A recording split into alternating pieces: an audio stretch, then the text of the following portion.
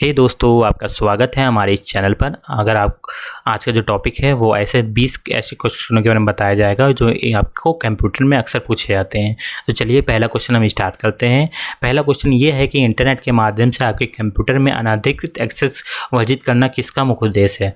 अनाधिकृत एक्सेस का क्या मतलब हुआ? मतलब ये हुआ कि हमारे कंप्यूटर में एक फायरवॉल होती है, लाइक ऐसी दीवार होती है, ऐसी सिक्योरिटी होती है जो बाहर की चीज़ों से हमारी रक्षा करती है। मीन्स बाहर से किसी वायरस को नहीं आने देती है, दूसरे प्रकार के स्पैम मतलब कि मैसेजों को नहीं आने देती है, साथ ही साथ हैकरों से हमारे कंप्यूटर को रक्षा करती है। मतलब कि कोई भी हमारे कंप्यूटर को इस फायरवॉल के कारण एक्सेस नहीं कर सकता हमारी बिना परमिशन के। ठीक है, तो फायरवॉल सभी के कंप्यूटर में होता है। ओके, और फायरवॉल और एंटीवायरस ये दोनों अलग अलग चीज़ें हैं, ये चीज़ ध्यान रखिएगा। फायरवॉल एक प्रकार की सिक्योरिटी होती है और एंटीवायरस अगर वायरस आ गया है आप में तो उसको स्कैन करके हटाने का काम करता है वायरस। ठीक है, नेक्स्ट क्वेश्चन आता है ईमेल पतों को कौन सा चिन्ह यूज़र के नाम को आईएसपी से अलग करता है। आईएसपी का क्या मतलब हुआ? Internet service provider.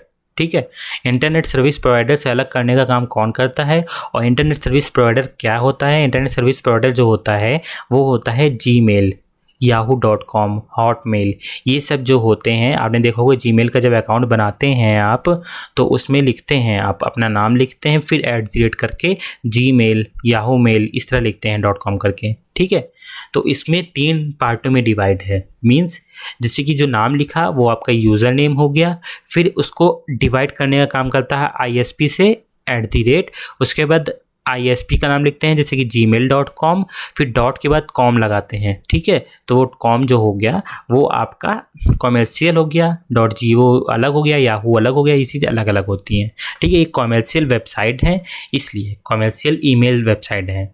ठीक है, तो आईएसपी मतलब जीमेल को यूज़र से अलग करने का काम @ करता है। नेक्स्ट क्वेश्चन जो आपका आता है वो आता है आईपी पता इस समय कितना लंबा है, मतलब आईपी एड्रेस के इस समय कितना लंबा है। इसलिए पिछले क्वेश्चन में मैंने आपको बताया था कि यह 4 बाइट का होता है। 4 बाइट का कैसे होता है? मैंने बताया था कि आईपी एड्रेस जो होते हैं वो 2 टाइप के होते हैं, IPv4, IPv6। और इसका क्या मतलब हुआ? IPv4 का मतलब हुआ इंटरनेट प्रोटोकॉल वर्जन 4 और internet protocol version 6।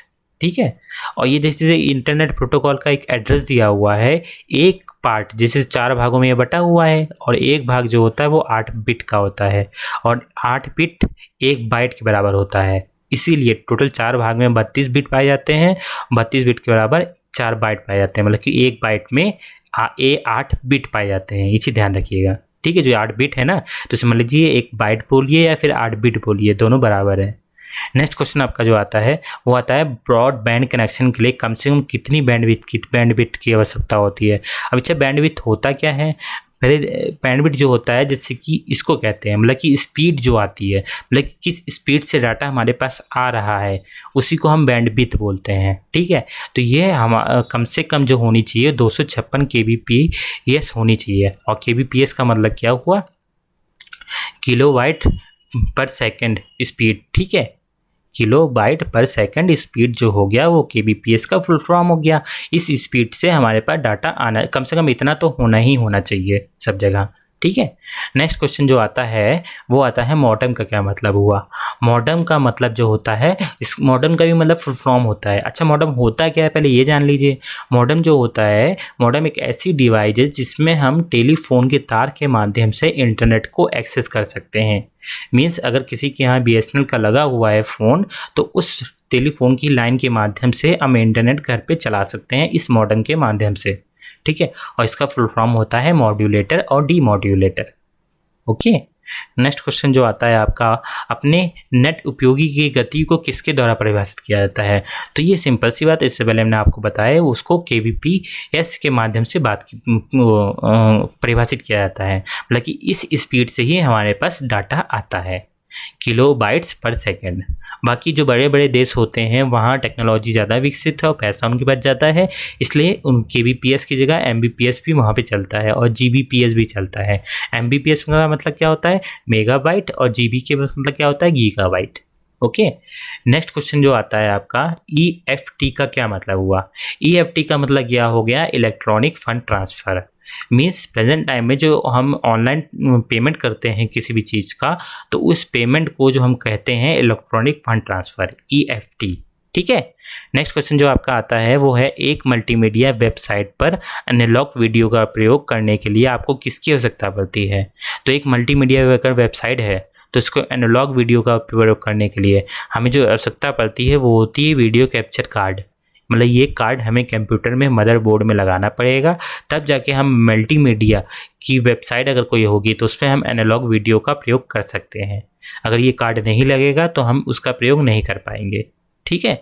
Next question जो आता है वो है, एक web designing team story board को किस लिए प्रयोग करती है?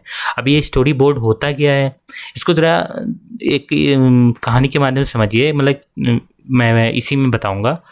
वेब डिज़ाइन मतलब कि अगर कोई वेब डिज़ाइनिंग हम कर रहे हैं तो उस वेब डिज़ाइनिंग में एक क्रमबद्ध तरीके से लगाना, मतलब कि सबसे ऊपर एक वेब पेज पर सबसे ऊपर क्या आएगा, उसके नीचे क्या आएगा, उसके नीचे क्या आएगा।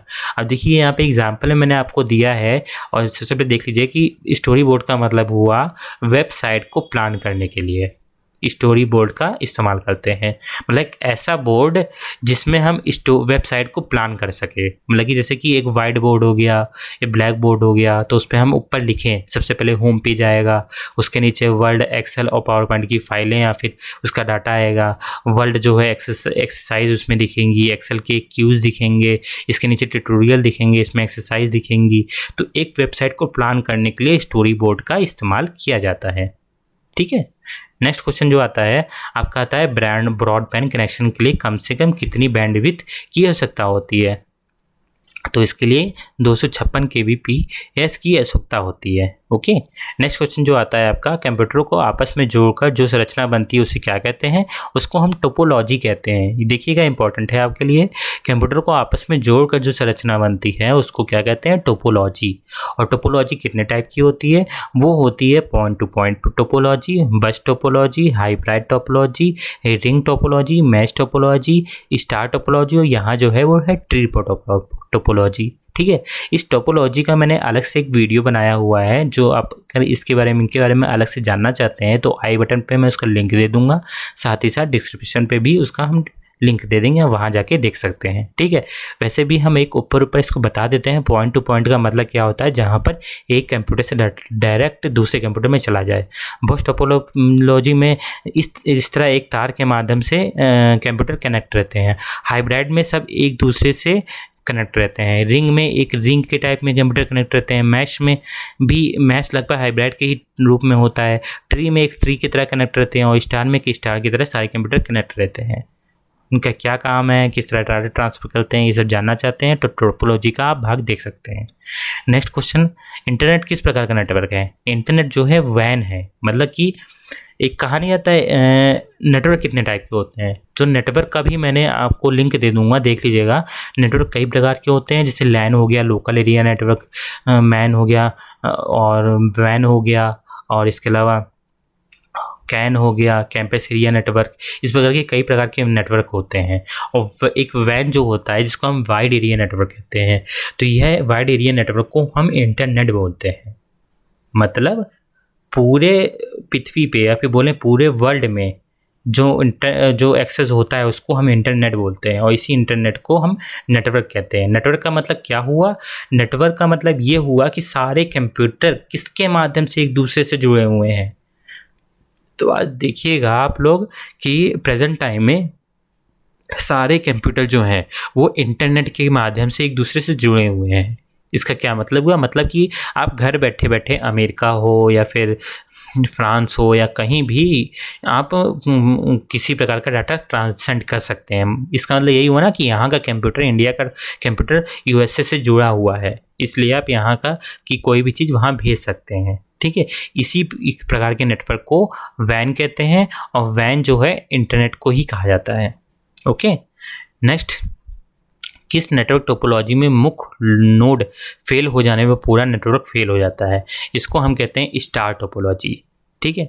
ध्यान रखिएगा, ये देखिए स्टार टोपोलॉजी में जो बीच में लिखा हुआ है इसको हम रिपीटर भी बोल सकते हैं, राउट और रिपीटर के अलावा हब भी बोल सकते हैं। ठीक है, हब का मतलब कि सही कई कंप्यूटर को एक ही डिवाइस से कनेक्ट कर देना।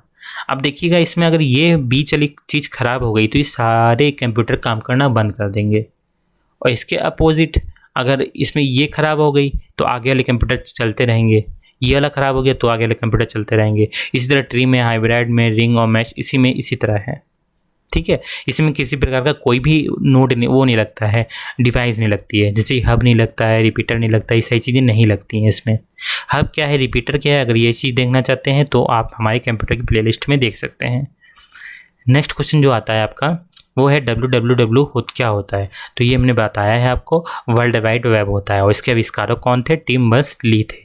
ठीक है, नेक्स्ट क्वेश्चन जो आता है आपका, आउटलुक एक्सप्रेस क्या है। आउटलुक एक्सप्रेस जो है माइक्रोसॉफ्ट ने बनाया है, और इसमें ईमेल को एक जगह से दूसरी जगह पे भेजा जा सकता है कई फाइलों को अटैच करने के बाद। ठीक है, नेक्स्ट क्वेश्चन क्या है, किस तरह की फाइल क्लिप आर्ट ब्राउज़र में इस्तेमाल नहीं कर सकते हैं, वो है आपकी AVI। इसको ध्यान रखिएगा। पहले क्लिप आर्ट क्या है, पहले ये देख लीजिए। ब्राउज़र में एक क्लिप आर्ट मतलब एक बॉक्स पाया जाता है, मतलब कि एक ऐसा बॉक्स पाया जाता है जहां आप अपनी महत्वपूर्ण चीज़ों को सेव कर सकें।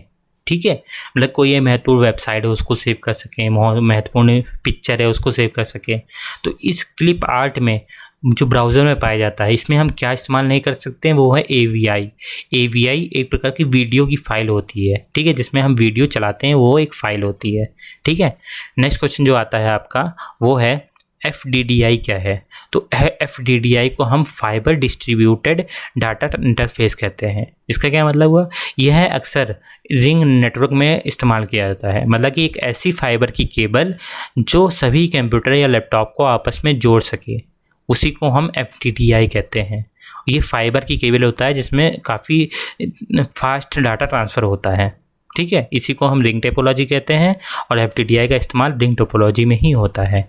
नेक्स्ट क्वेश्चन जो आता है, यदि हम 32 सेगमेंट हैं और प्रत्येक का आकार 1 किलोबाइट है तो लॉजिकल एड्रेस कितने बाइट का होता है, तो ये होता है 16 बिट्स, जिसको हमने OSI मॉडल में समझाया हुआ है।